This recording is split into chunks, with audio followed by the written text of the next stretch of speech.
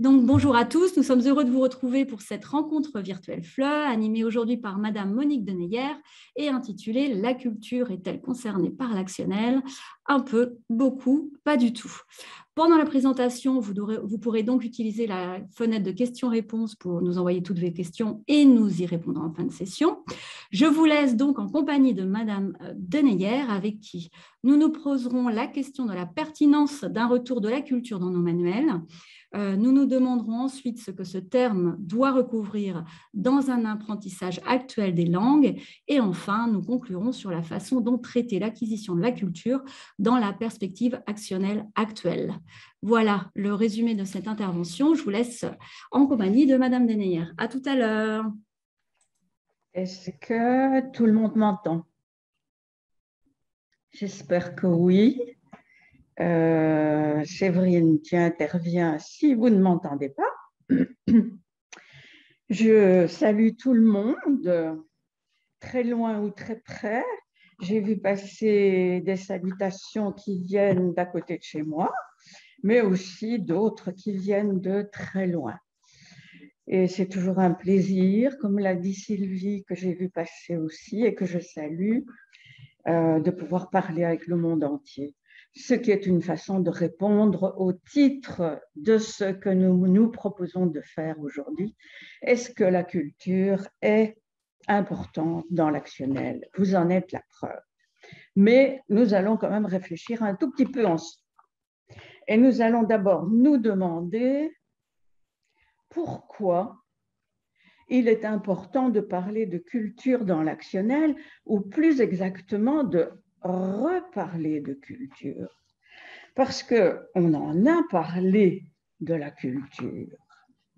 Si nous allons voir ça tout de suite. La première réponse que nous pouvons apporter, c'est que il me semble, et c'est peut-être un peu provocateur ce que je viens de dire, qu'actuellement, l'apprentissage des langues manque un peu de finalité. On apprend, et je ne suis pas la seule à le dire, c'est pour ça que j'ai mis des guillemets dans la citation, on apprend à parler pour pouvoir parler. Mais pour dire quoi? On a parfois un peu l'impression, en ouvrant un manuel, qu'on pourrait parler de n'importe quoi et que ce manuel se rapporte aussi bien à l'apprentissage de l'anglais qu'à celui du chinois ou du français. Mais j'exagère un tout petit peu. Néanmoins, vous voulez un exemple caricatural? Il y a quelques années, je me trouvais en Louisiane dans le fond d'une classe où, pendant un quart d'heure, 28 enfants se sont demandé mutuellement quelle était la couleur de leur pull. Bonjour, quelle est la couleur de ton pull? Eh bien, mon pull est vert. Mais t'es miro, quoi, ça se voit que mon pull est vert. Est-ce que ça vaut la peine de parler pour dire quelque chose comme ça? C'est caricatural, je vous le concède, mais interrogeons-nous quand même. Combien de fois dans nos classes ne faisons-nous pas parler nos élèves pour dire quelque chose que tout le monde sait? C'est ce qu'on appelait il y a déjà quelques années le vide d'information. Alors, la deuxième raison, voyez-vous, c'est que certains de nos collègues, parmi les plus anciens, ont une petite nostalgie par rapport à des contenus de paroles qu'ils aimaient beaucoup et qui concernaient par exemple la civilisation, ce qu'on appelait la civilisation, voire la littérature. Et tout ça a un peu, beaucoup disparu de nos pratiques. Pourquoi? Le tableau que je vous propose l'explique. C'est parce qu'on s'est rendu compte qu'à cette époque-là, quand on parlait, ou quand le prof parlait de civilisation ou de littérature, on n'apprenait pas beaucoup à s'exprimer. Et c'est pour ça que l'approche audiovisuelle et puis l'approche communicative ont eu du succès, parce qu'il s'agissait de devenir opérant dans le maniement d'une langue. Mais est-ce qu'on ne pourrait pas allier le fait d'être opérant dans la langue et le contenu de la conversation. C'est ça que je voudrais défendre. D'autant plus, voyez-vous, que comme le dit Beaco, l'apprentissage d'une langue constitue une découverte forte de l'autre. L'autre, ce n'est pas seulement du lexique et de la grammaire. L'autre, c'est quelqu'un qui est situé quelque part et qui véhicule ce que nous allons appeler la culture ou la civilisation. Il faudra qu'on s'interroge là-dessus. Et à l'époque actuelle, où nous ne nous contentons plus de lire dans une langue étrangère, mais où nous communiquons, où nous allons dans le pays, soit comme touristes ou pire, comme travailleurs, la culture devient fondamentale. On ne s'adresse pas à l'autre de n'importe quelle manière en fonction de ce qu'il est, en fonction de son contexte. Donc l'évolution du monde, et pas seulement l'évolution des didactiques, l'évolution du monde appelle l'importance de la culture, me semble-t-il. Et la troisième raison, c'est une raison de cohérence interne. Si on s'interroge sur l'actionnel, et je vous fais un rappel, qu'est-ce que c'est que l'actionnel?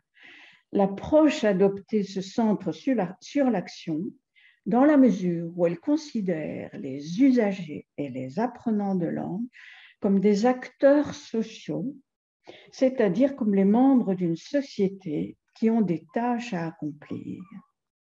Ça, c'est l'élément clé du CECR qui a été retenu par tout le monde et qui a entraîné la fabrication des tâches sans lesquelles il n'y a plus de manuel actuellement, qu'on appelle les activités proposées, tâches ou d'un autre nom. Mais ce qu'on a peut-être un peu oublié, c'est que ces tâches sont censées être menées à terme par des acteurs sociaux, c'est-à-dire qui appartiennent à une certaine société, donc à une certaine culture. D'ailleurs, on définissait la tâche comme une activité qui était contextualisée, qui présentait une situation problème, extra-linguistique qu'il fallait résoudre et qui débouchait sur un produit. Extra-linguistique, situation extra-linguistique nous renvoie de nouveau à autre chose qu'à de la grammaire et du lexique, nous renvoie à un pays, un contexte. Et c'est pourquoi d'ailleurs le produit sur lequel chacun débouchait était un tout petit peu différent, parce que lui-même appartenant à une situation, à une identité, à une culture, réagissait différemment. Donc vous voyez que si nous voulons rester cohérents par rapport à l'approche actionnelle que nous avons tous voulu adopter, eh bien, je pense que nous n'échapperons pas à la nécessité de réintroduire, on va dire pour le moment, la culture, la situation, voilà. Et puis, on déterminera ça de façon plus précise. Donc, qu'est-ce qu'on fait dans nos manuels, dans nos pratiques actuelles, de ce contexte, de ce social, de ce culturel, puisque, je le répète encore une fois, nous sommes amenés dans le monde où nous vivons à rencontrer l'autre de façon de plus en plus étroite. C'est le moment de se demander ce qu'on appelle culture. Est-ce qu'il faut parler de culture ou revenir au terme antérieur de civilisation?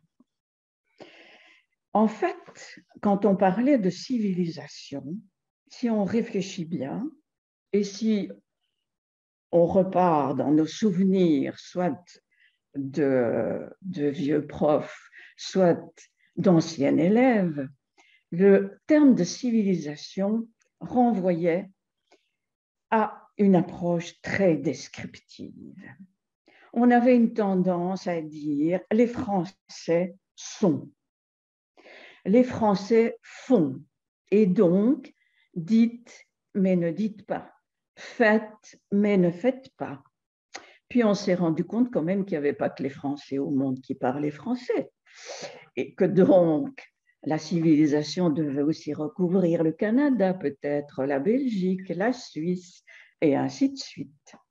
Mais c'était tout de même très réducteur de dire faites et ne faites pas. C'est comme ceci et c'est comme cela. C'était d'ailleurs en général le prof qui le disait. Ou c'était cette partie de nos unités, de nos manuels, qui venait après l'unité focalisée sur la grammaire et sur le lexique et sur la tâche. Et puis on avait une page qui disait culture, civilisation. Et je vais revenir sur ce que je vous dis maintenant, c'est très important. Cette page en général, elle était écrite par quelqu'un qui n'avait pas fait l'unité, quelqu'un qui faisait un petit ajout culturel. Et en général, cet ajout culturel, comme me l'a dit avec une certaine irritation un collègue espagnol il y a quelques années, cette page était écrite dans une langue qui ne correspondait pas à la maîtrise supposée des élèves ayant fait l'unité. Elle était en général d'un niveau supérieur. C'est une première remarque importante et un peu gênante. C'est ce que j'appelais la culture croupion.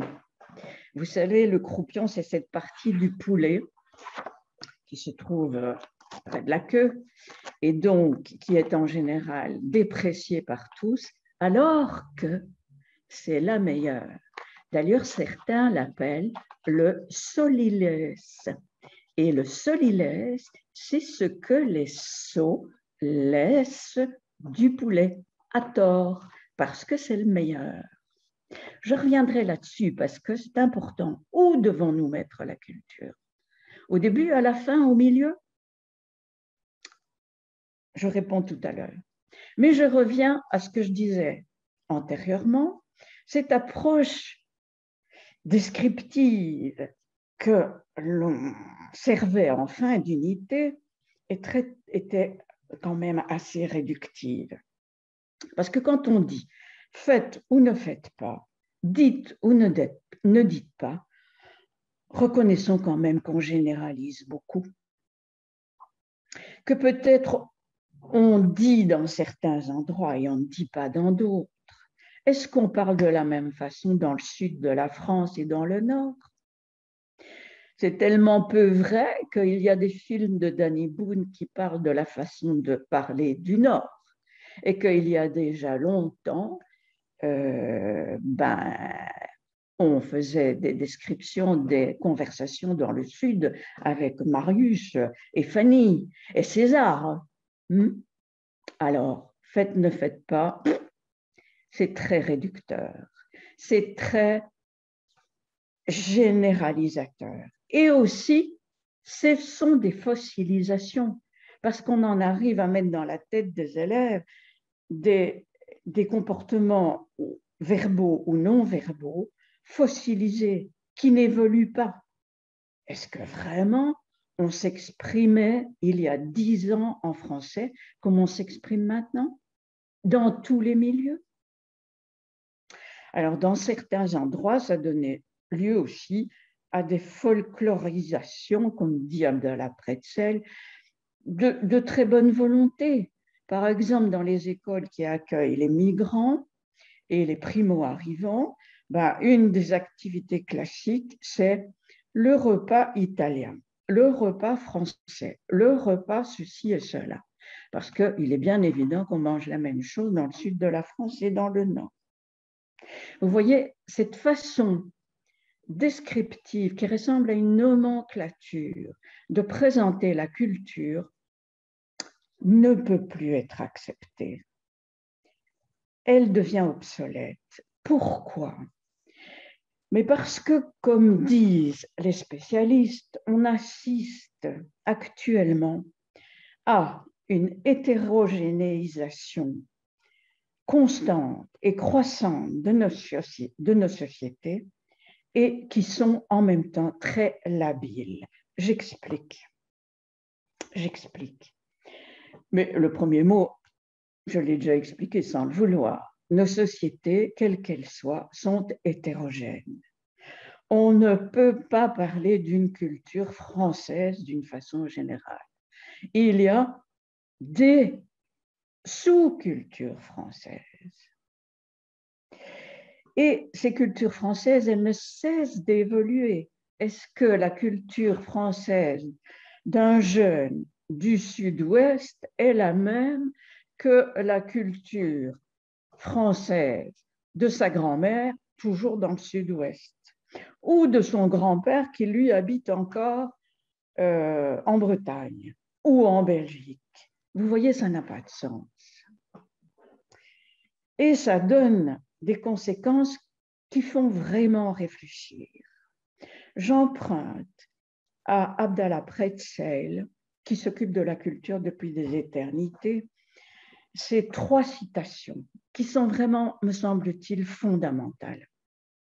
Elle nous dit « Aucun individu n'est familier avec le tout de la culture à laquelle il appartient ou se réfère. » Je pense que chacun d'entre nous, s'il fait son auto-analyse, sera d'accord avec cette citation.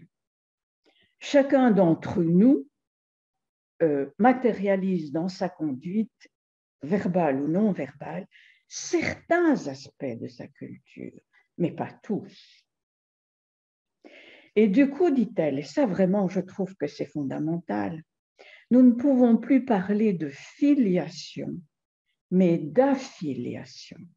C'est-à-dire que nous ne pouvons plus, à l'époque actuelle, reproduire ce qu'étaient nos parents ou nos grands-parents. Nous devrions avoir conscience de ce qu'ils étaient, et ce n'est pas toujours le cas, et adopter, volontairement ou non, consciemment ou non, certains aspects de leur fonctionnement identitaire et sociétal. Autrement dit, et je passe à droite, l'individu n'est plus seulement le produit de ses appartenances, il en est l'auteur, le producteur. Et vous voyez apparaître là les notions d'action. Être l'auteur de, le producteur de, c'est agir, ce n'est plus répéter. De la même façon qu'on disait en grammaire, on ne peut plus répéter la grammaire, il faut construire sa propre grammaire. Eh bien, la culture que nos étudiants de français devraient, j'hésite à utiliser le mot acquérir, c'est une culture qu'ils devraient en fait construire. Ils devraient en être les producteurs et non pas les répétiteurs. Je vous donne encore un exemple très, pas caricatural, mais exemplatif de cette nécessité de s'affilier et de ne pas se situer dans une filiation. Quand on travaille avec des primo-arrivants, on se rend compte qu'en fait, il y a une rupture terrible et souvent souffrante entre les jeunes et leurs parents, et notamment entre la relation du fils au père. Les fils primo-arrivants ont beaucoup de mal à reproduire la culture de leur père, qui est quoi d'ailleurs? Celle d'avant l'arrivée ou un mélange de ce qu'il a déjà pu créer? Le primo-arrivant est obligé de se construire une nouvelle affiliation. Et sans aller jusque-là, si nous nous installons dans un pays étranger pour y travailler pendant très longtemps, nous sommes aussi confrontés à la nécessité de nous créer une affiliation par rapport à cette nouvelle culture. Et c'est ce que le monde actuel favorise. Du coup, Du coup, et je m'achemine tout doucement, vous me sentez venir vers la didactique, on ne peut plus accepter qu'une nomenclature culturelle soit exposée par un enseignant ou par le manuel. Il faut que l'enseignant ou le manuel donne la possibilité à l'apprenant de construire sa culture. Parce que, nouvelle citation, les cultures sont véhiculées par des individus et ne peuvent donc s'exprimer que par leur intermédiaire.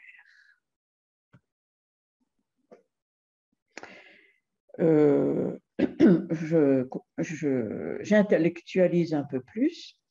Une conceptualisation plurielle et dynamique de l'identité sociale et culturelle rend caduque toute approche analytique normative. Je traduis: une conception plurielle et dynamique. La culture n'est pas unique, elle est multiple. Elle n'est pas figée, elle ne cesse de changer, elle est dynamique, rend caduque, rend obsolète toute approche analytique, c'est-à-dire expliquée sous forme de nomenclature par le prof et présentée comme étant la norme à adopter. Donc, à la culture de l'autre doit se substituer la rencontre avec l'autre. L'apprenant doit devenir un acteur culturel, comme il est déjà, j'espère, devenu un acteur linguistique. Vous savez bien qu'on a déjà prêché depuis très longtemps pour que la grammaire ne soit pas donnée, expliquée, livrée à l'élève, mais qu'elle soit construite par l'apprenant lui-même. Eh bien, en fait, il faudrait faire la même chose pour la culture et, soit dit en passant, pour le lexique aussi. Ce matin, je me suis réveillée en pensant à un atelier qui s'appellerait l'approche actionnelle holistique. Holistique, c'est tout en même temps. Eh bien, l'actionnel actuellement est en train de lever comme un pain que l'on prépare. Nous faisons une pâte faite de grammaire, de lexique, de culture, et c'est à l'élève à le malaxer pour qu'il lève, que ce pain lève avec toutes ses composantes en même temps.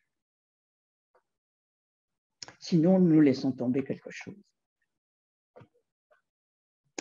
Alors, oula, on va trop vite.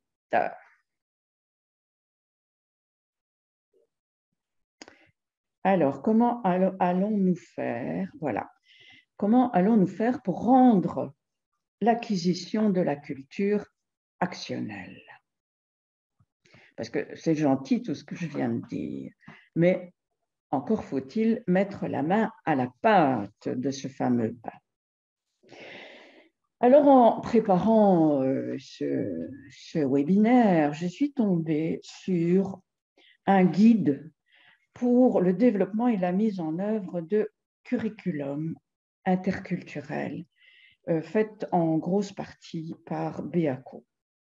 Et dans ce document, on trouve les objectifs culturels définis non pas en termes de connaissances, mais en termes de compétences. Alors, je m'arrête une minute sur ces deux mots, connaissances et compétences.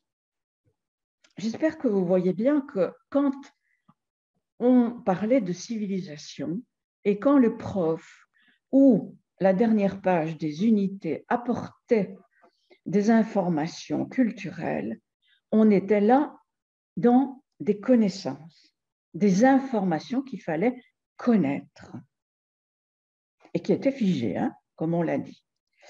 Si l'on passe à une culture actionnelle, il s'agit moins de recevoir des connaissances que de les construire. Et construire une connaissance, qu'elle soit linguistique, grammaticale, lexicale ou culturelle, c'est ce qu'on a appelé dans certaines approches didactiques des compétences, des actions, si vous voulez. Mais comment faire? Eh bien, au lieu de parler, au lieu de donner des pages croupions, il faut plonger nos étudiants directement dans des bains pleins de culture et les faire nager, se débrouiller dans ces bains culturels. Et puis seulement dans un deuxième temps, réfléchir à ce qu'on vient de rencontrer. Évidemment, c'est facile quand on est amené à aller travailler dans un autre pays, on se trouve plongé dans un bain de travail culturel autre. C'est facile quand on est, enfin c'est facile, si on peut dire, quand on est primo-arrivant et qu'on s'amène dans l'autre pays, on ne peut pas faire autrement que d'échapper au bain. Il y a donc des bains effectifs, ceux dont je viens de vous parler, le bain du primo-arrivant, le bain de l'ambassadeur du Qatar qui vient travailler en France. Et tous ces bains-là, quand ils sont effectifs, quand ils sont des bains de contact, vous voyez, les gens sont en face les uns des autres, ils doivent travailler ensemble. Ces bains-là entraînent des réactions comportementales, verbales, affectives et comprennent des enjeux personnels forts. Un exemple, il y a très longtemps, la première fois que j'ai fait un échange entre mes élèves belges francophones et une classe espagnole, j'ai rencontré le collègue de ma collègue espagnole, un monsieur très sympathique, espagnol, qui m'a tout de suite fait 3 bisous.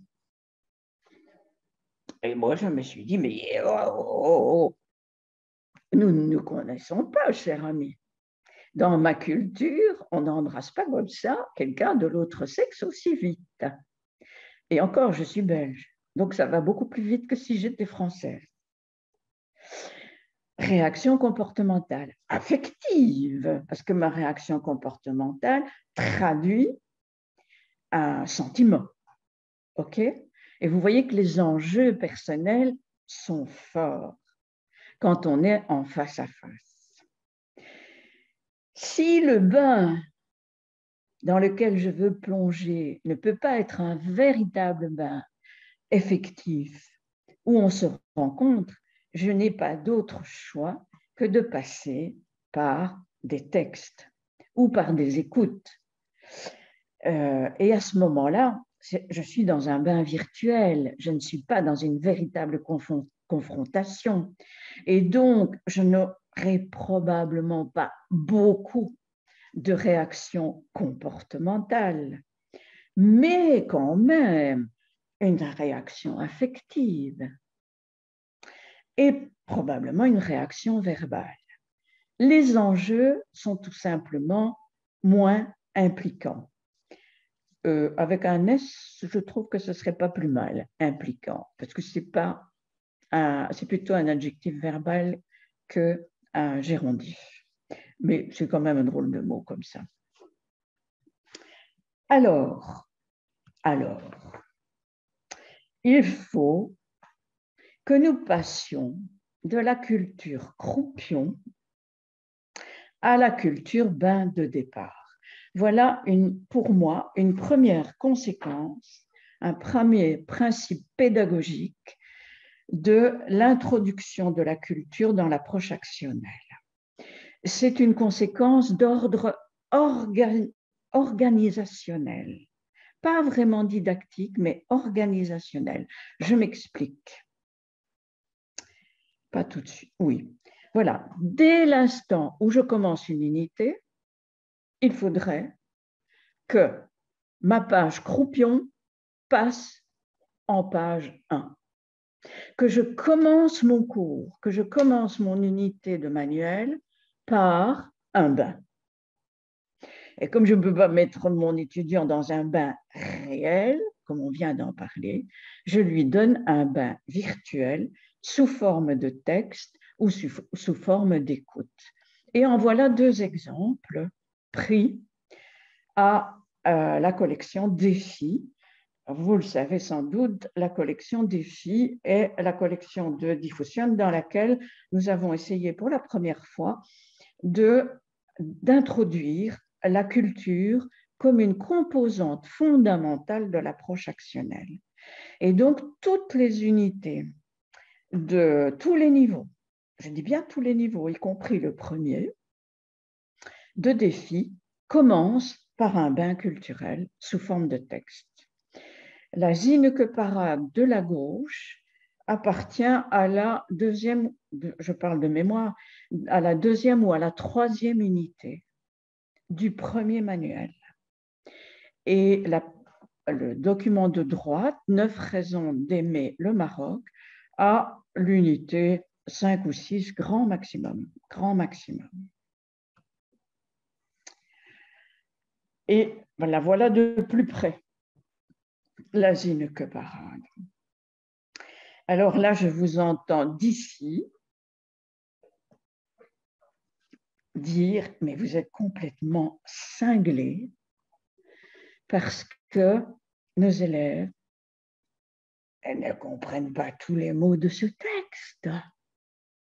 Ben non, on le sait bien, mais c'est pas grave, le primo-arrivant qui arrive ici non plus, et il faut pourtant qu'il se débrouille. Je vais le faire avec vous, mais dans 2 minutes, parce que je voudrais d'abord développer ce que je vous disais antérieurement, à savoir que nous devons faire passer la page culturelle Croupion en point de départ. Cela implique que nous ayons dans nos manuels et nos leçons 2 ou 3 curricula différents. Un curricula culturel, communicatif et linguistique. Et si nous revenons à ce que je disais au tout début, vous vous souvenez du tableau du tout début de l'évolution des objectifs depuis quelques nombreuses années. En fait, quand on était dans l'approche traditionnelle, on avait un curriculum, c'est-à-dire une série d'objectifs qui concernaient la langue et la civilisation. La langue étant, en général, à ce moment-là, c'est pour ça qu'on parlait si mal, conçue comme des connaissances lexicales et grammaticales, mais peu comme pratiques. Et puis, quand l'approche communicative s'est installée, on s'est rendu compte que la langue, elle était au service d'une pratique qu'on a appelée à l'époque la communication. On s'est rendu compte qu'il fallait quand même que nos enfants se débrouillent, que nos élèves se débrouillent. Et la communication en termes d'actes de langage à l'époque, souvenez-vous, apprendre à se situer dans l'espace, apprendre à se situer dans le temps, apprendre à, etc. Ça, c'était des actes de langage soutenus par du lexique et de la grammaire. Et à l'époque, on avait 2 curricula.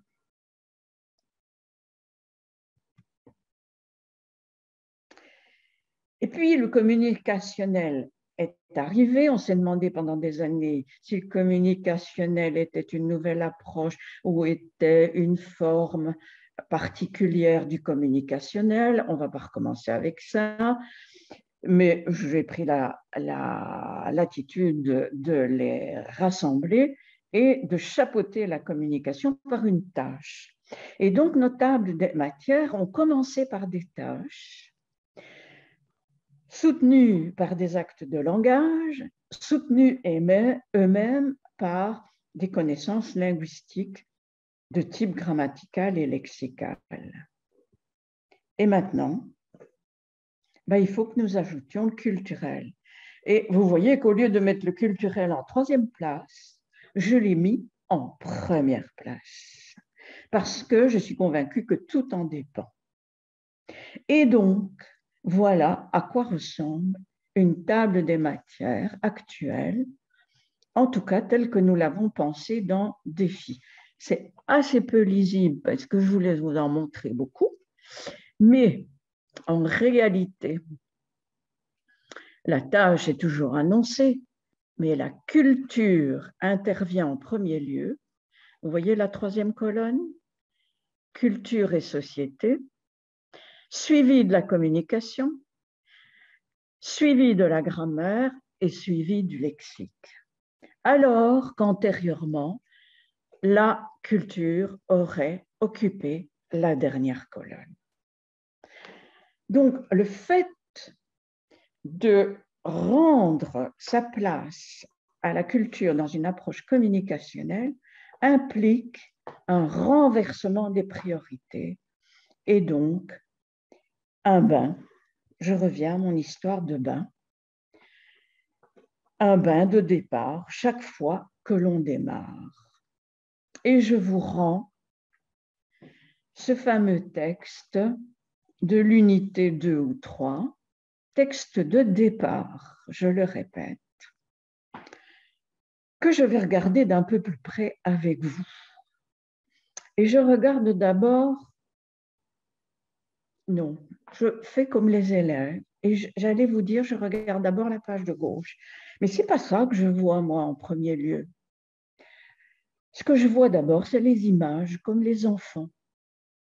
Parce que les images sont plus accessibles que le texte. Et parce que les images me parlent tout de suite et le texte, non. Et ce que je vois, c'est des drôles de personnages qui m'ont l'air d'être déguisés et déguisés d'une façon bizarre. Bizarre parce que ces déguisements m'ont l'air d'être faits avec tout et n'importe quoi. C'est un peu folklorique, peut-être c'est un carnaval. Oui, moi qui habite Rio, peut-être que c'est un carnaval, mais ce n'est pas comme le carnaval de Rio. Alors, ce que je vois aussi, ce que j'avais vu d'ailleurs quand même antérieurement, c'était un mot que je connais, c'est Bruxelles. Bruxelles. Je vois aussi qu'il y a des mots qui sont plus grands que d'autres. Et comme je ne suis pas complètement idiot en matière de texte, je vois qu'il y a un grand titre et qu'un titre nous dit de quoi il s'agit. Et là, je me cogne à quelque chose que je ne connais pas. Zineke parade, je ne sais pas trop ce que ça veut dire. Alors, je vais aller voir le texte et je me rends compte que le texte n'est pas fabriqué de n'importe quelle façon. Il y a 3 images et il y a 3 paragraphes, voire 4. Chacun avec un sous-titre. Et je sais que dans les sous-titres, comme dans les titres, il y a souvent un mot important. Et peut-être que je peux relever quoi, qui, où, quand. Parce que c'est quand même ma 3e unité et qu'il y a des choses que j'ai déjà apprises. Et puis il y a des mots un peu transparents quand même, multiculturels. Capitale, Bruxelles, habitants, centre-ville, mais. Et donc j'élabore une idée de ce dont il s'agit. Comme ça, à première vue, je dirais, c'est une espèce de carnaval à Bruxelles au mois de mai, multiculturel. Et si je suis dans un choc, un bain réel, et que je trouve ce papier par terre, je me dis en mois de mai à Bruxelles, ah ben, je pourrais peut-être bien y aller. Si je ne suis pas à Bruxelles, je me dis, ah ben, si j'ai la possibilité d'aller à Bruxelles un jour, ce serait peut-être bien d'y aller au mois de mai. Ou bien, oh ben non, moi les carnavals, c'est pas mon truc. Hein. C'est-à-dire que pour accéder à la culture, j'utilise des stratégies de lecture. Et ce que je suis en train de vous dire, c'est que je ne peux pas accéder à la culture de façon virtuelle et même non virtuelle sans pratiquer des stratégies de lecture ou des stratégies d'écoute. C'est presque la même chose. Et c'est ce que je viens de faire, en fait, avec vous, en regardant ce texte. Je vais revenir à ceci, je vais avancer d'abord pour vous faire la synthèse de ce que je viens de faire. Qu'est-ce que j'ai fait avec ce texte qui paraissait très difficile d'accès pour une troisième leçon? J'ai mobilisé mes connaissances antérieures du sujet. J'ai fait une hypothèse sur le sujet à partir du paratexte, à partir des illustrations. Ce qu'on appelle paratexte, c'est tout ce qui entoure le texte sans encore le constituer. C'est par exemple une première de couverture, c'est par exemple des illustrations, c'est par exemple une table des matières. Et en l'occurrence, c'était les illustrations. Et ces illustrations m'ont permis de faire une hypothèse sur le sujet du texte, du papier en question. Et du coup, j'ai mobilisé mes connaissances antérieures. J'ai une connaissance des carnavals de ma culture. J'ai aussi reconnu des mots connus ou transparents. Je n'ai pas fait d'hypothèse sur les mots inconnus, mais j'aurais pu. J'ai utilisé la structure du texte. Je vous ai parlé des différents paragraphes et de ce que je sais des titres dans un texte. Je n'ai pas exploité le genre de texte, mais j'aurais pu. J'ai repéré des mots-clés, etc., etc. Dans Défi, nous avons constamment fait appel aux stratégies de lecture des apprenants et nous avons aussi, dans certains manuels, plus on avançait, fait une synthèse comme celle que je vous propose là, des stratégies de lecture. Et c'est une façon pour les étudiants de s'y référer et de se dire, est-ce que je travaille bien, moi, dans un texte? Qu'est-ce que j'ai oublié de faire? Par exemple, j'aurais pu vous dire, j'ai oublié de faire des hypothèses sur les mots inconnus. Voilà. Ou je pourrais vous dire qu'en général, moi, je loupe les titres. Eh bien, il faut que je me restructure. Donc voilà, pour accéder à la culture par le biais de bains virtuels, il faut absolument que je maîtrise les stratégies de lecture. Et ces stratégies de lecture, moi, je vous suggère de les pratiquer avec vos élèves comme je viens de les pratiquer avec vous. Ou devant vous, plus exactement. Mais pour vous, ce serait bien de les pratiquer avec eux. Ou de les faire pratiquer en petits groupes ou sous-groupes. Maintenant, ce que je voudrais encore vous dire, pour répondre à cette réaction, mais vous êtes fou, que vous avez fait ou que vous n'avez pas fait, c'est que le processus de lecture, selon les spécialistes, c'est un travail mental qui nous amène à nous faire une représentation mentale de l'information contenue dans un texte. Ça veut dire tout simplement que nous ne pouvons pas fonctionner comme des photocopieuses. Nous ne pouvons pas tout retenir d'un texte. Nous ne pouvons pas nous planquer le texte dans la tête. Nous sommes obligés de faire du traitement texte et de nous représenter l'information portée par le texte. Et cette représentation, vous voyez, est une interaction, est le produit d'une interaction entre le lecteur, ma flèche émanant de droite, et les indices fournis par le texte, c'est la flèche qui émane de gauche du texte. C'est Umberto Eco qui dit dans un magnifique bouquin, un peu costaud quand même, difficile à lire, mais fascinant, qui s'appelle Lector in Fabula, que le texte nous donne, si vous voulez, des prises, un peu comme celui qui grimpe sur une falaise et qui repère dans la falaise les endroits où il va mettre ses pieds. Eh bien, le texte est comme ça. Il nous donne des endroits où nous pouvons nous accrocher. Et nous, de notre côté, nous visons tel endroit du texte ou tel objectif. Et ben, c'est ce qu'on appelle la visée du lecteur et la visée du texte. Et la visée du lecteur ou du prof, elle peut être très différente.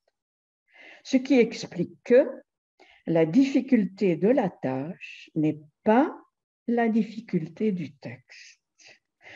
Un texte peut être très difficile et la tâche que je m'assigne, facile. Un texte peut être très facile et la tâche difficile. Je concrétise.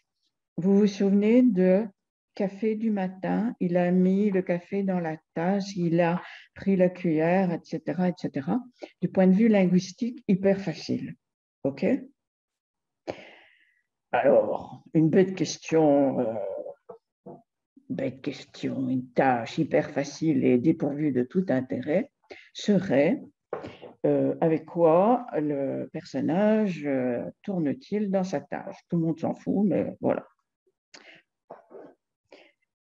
Autre tâche. De quelle humeur est le personnage représenté dans ce texte? Et sur quoi vous fondez-vous pour le dire? Et là, vous obligez vos étudiants à faire de l'inférence, à déduire des crampons présentés par le texte une interprétation. Et vous êtes là dans une tâche non seulement intéressante, mais beaucoup plus difficile par rapport à un texte facile. Et l'inverse est vrai aussi. Je vous donne une nomenclature. Où est-ce qu'elle est, ma nomenclature? Je ne sais pas si je vous l'ai mise, je remonte en arrière. Et sinon, je vous la dis, parce que c'est important. Non, je vous la dis. La représentation mentale que je peux me faire du texte est la suivante. Soit je comprends l'essentiel du texte et je n'entre pas dans les détails. Compréhension globale. Soit je vais chercher un détail, une information du texte et je laisse tomber tout le reste. Je suis sur un quai de gare et je me demande si je suis sur le bon quai. Tout ce qui est dit dans le haut-parleur, je le laisse tomber. C'est une représentation sélective de l'information fournie par un texte. Et ce que je vous proposais tout à l'heure à propos de café du matin, c'est une représentation détaillée de l'information du texte. Donc, vous voyez que dans nos pratiques, je crois que nous devrions jongler entre ces différentes approches proposées au texte. Bon, maintenant, je reviens. Vous êtes d'accord? Difficulté de la tâche n'est pas la difficulté du texte.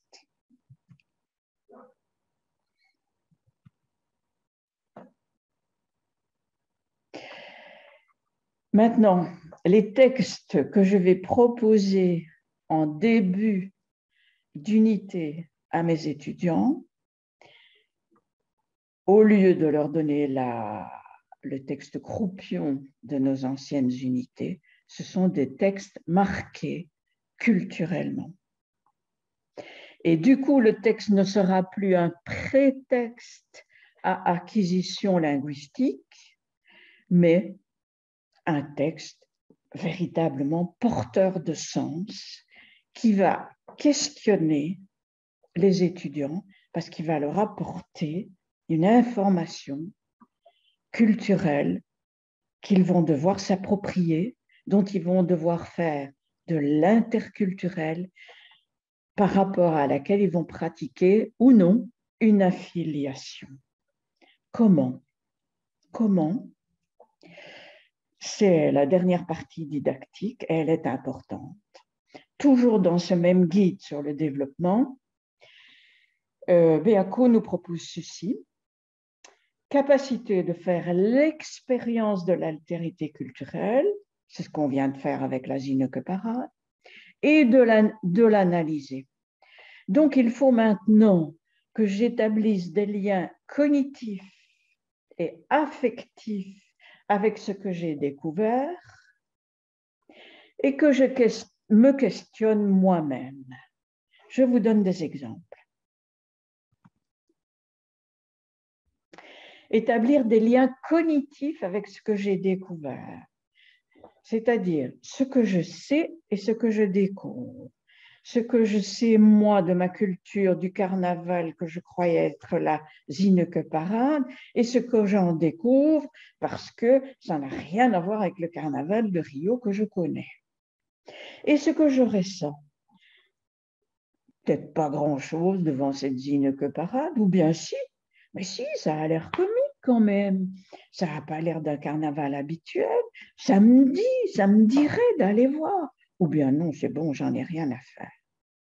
Voilà le type de lien qu'il faut établir avec les textes ou les écoutes qu'on proposera. Je vous en donne un deuxième exemple qui est le tout premier de défi 1.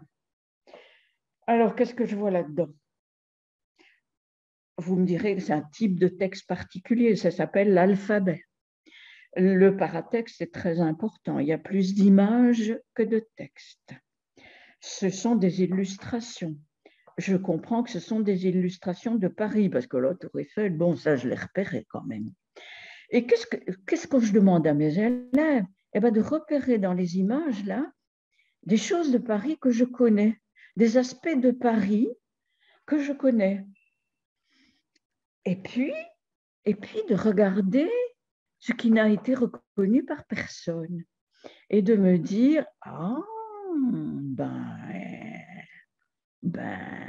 quoi, Yves Saint-Laurent, par exemple, ou le zoo de Vincennes. Zoo, c'est un mot transparent. Les girafes, ça se connaît. Zoo, il y a un zoo à Paris. Ah, et ainsi de suite. Donc, je réagis devant ce texte et je réagis ici beaucoup plus cognitivement qu'affectivement, mais quand même, je réagis un petit peu affectivement. Ça me dirait, moi, de voir le zoo de Vincennes. Oui. Et puis, le Sacré-Cœur, là. Ah, tu ne connais pas le Sacré-Cœur, toi? Mais moi, oui, je l'ai vu. Waouh, c'est impressionnant, hein, etc., etc. Je vous propose une autre réaction. Oui. Affective. Beaucoup plus délicate et qui est proposée beaucoup plus tard, quoique pas si tard que ça, sur l'évolution des couples dans la société francophone. Je pense de mémoire que ça doit être la 3e ou la 4e unité qui concerne la famille. Et vous voyez que ce texte donne des informations sur les types d'unions en France. Les unions classiques, les unions beaucoup moins classiques, sur le Pax, sur l'union libre et sur la façon de les défaire. Vous avez ça en dessous de la première feuille. Que faut-il faire pour détruire un mariage? Que faut-il faire pour défaire un Pax? Que faut-il faire pour détruire une union libre? Eh bien, cette unité-là est tellement chargée d'affectivité que même au sein de l'équipe de diffusion, c'est l'unité qui a donné lieu au plus de réactions épidermiques. D'autant plus que, dans la tâche finale que je vous propose là, réaliser des statistiques sur les familles de la classe, on demandait aux étudiants de compter parmi eux le nombre de divorcés, de célibataires, de personnes en couple et de l'associer avec leur nationalité pour faire un retour sur leur propre culture. Parce que quand on a analysé... Ah, ça va trop vite. C'est pas ça. Voilà. Quand on a analysé la culture francophone, en gros, ce qui se passe dans les familles francophones, pour aboutir à de l'interculturel, il faut qu'on fasse un retour sur soi-même et de ta culture à toi, à propos des monuments importants ou à propos des couples et des familles. Comment ça se passe? Qu'est-ce que tu sais de ta propre culture? Ce que tu viens d'apprendre de la culture francophone, est-ce que ça te questionne, toi, cognitivement ou affectivement? Est-ce que ce que tu viens de découvrir modifie ta propre affiliation? Est-ce que vous ne croyez pas que quand on va travailler, vous qui êtes peut-être prof de français dans un pays qui n'est pas le vôtre, est-ce que votre affiliation s'est modifiée en fonction de la culture que vous avez découverte? C'est ça, aboutir à de l'interculturel. Et étant donné l'évolution du monde dans lequel nous vivons, on y est acculé. On y est véritablement acculé. Et sinon, on vit dans une bulle, les yeux fermés, et on fait de la grammaire et du lexique. Et on ne parle plus, et on ne lit plus. On ne peut pas lire, on ne peut pas écouter sans nécessairement plonger dans un bain réel ou virtuel de la culture de l'autre, et cette culture de l'autre retentit sur vous-même et vous en faites une nouvelle affiliation. Et dès lors, on pourrait conclure avec Béaco en se disant que l'éducation interculturelle, en somme, devrait conduire l'enseignement à se préoccuper non seulement de faire parler les apprenants pour les faire parler, mais aussi cette fois pour les amener à prendre sérieusement en compte ce qu'ils disent. Et le « ils disent », ce sont les apprenants et ce sont les textes. Et il doit y avoir une interaction entre eux à propos du sens. Si nous ne faisons pas si nous ne réinjectons pas de la culture dans nos leçons et dans nos manuels, je suis convaincue que nous perdons le sens. Et c'est fondamental quand même dans le monde où on vit. Ce que je vous ai raconté est imbibé de mes lectures, à la fois sur la lecture et sur la culture, et vous avez la bibliographie en sus.